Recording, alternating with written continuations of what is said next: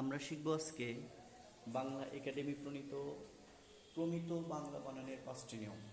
তো 1 নম্বরে দেখা যাচ্ছে যে সকল অতৎসম শব্দের বানানে রস্বইকার হবে।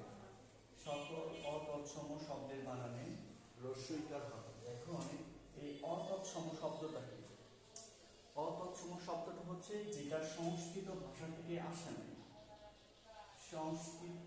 সংস্কৃত ভাষা থেকে আসেনি। সংস্কৃত ভাষা থেকে আসেনি।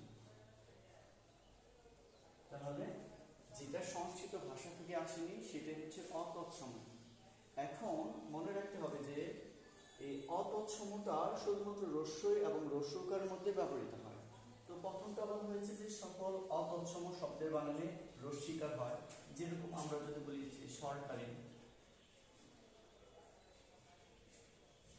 সরকারি, এটা হচ্ছে রস্যইকার হলো।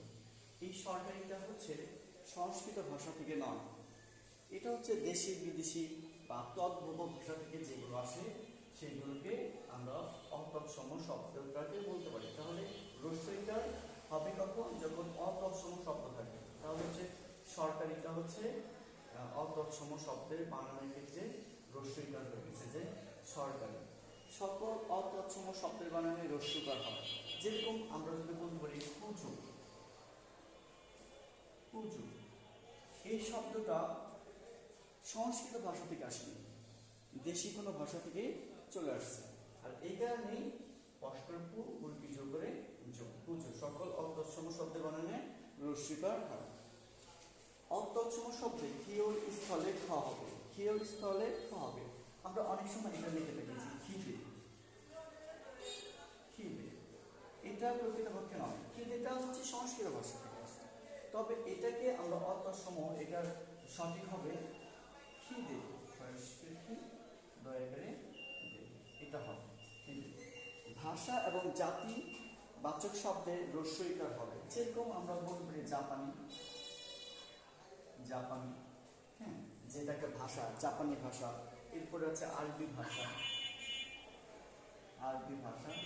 এই ভাষা এবং জাতি যদি বোঝায় সেক্ষেত্রে রস্যইকার হবে। রেফের পর ব্যঞ্জন বর্ণের দ্বিত্ব হবে না। রেফের পর ব্যঞ্জন বর্ণের দ্বিত্ব হবে না। যেরকম আমরা যদি বলি ধর্ম, ধর্ম, এখানে কিন্তু দ্বিত্ব হয় নাই, ধর্ম। এটা শুধু সঠিক, বলতে হবে এরকম যদি বলা হয় দেখি ধর্ম, এটা ভুল, সঠিক হচ্ছে ধর্ম। এরপরে যদি আমরা বলি যে কর্ম, এটা সঠিক, এরকম হবে না যে কর্ম। এই জন্য বলছে রেফের পরে ব্যঞ্জন বর্ণে কোনো দ্বিত্ব হবে না। তাহলে বাংলা একাডেমি প্রমিত বাংলা বানানের 5টা নিয়ম এখানে আলোচনা করা হলো। কারো যদি বুঝতে অসুবিধা থাকে অবশ্যই আমাকে জানাবে। আমি নেক্সটে ভালো করে ক্লাসটা নেওয়ার চেষ্টা করব।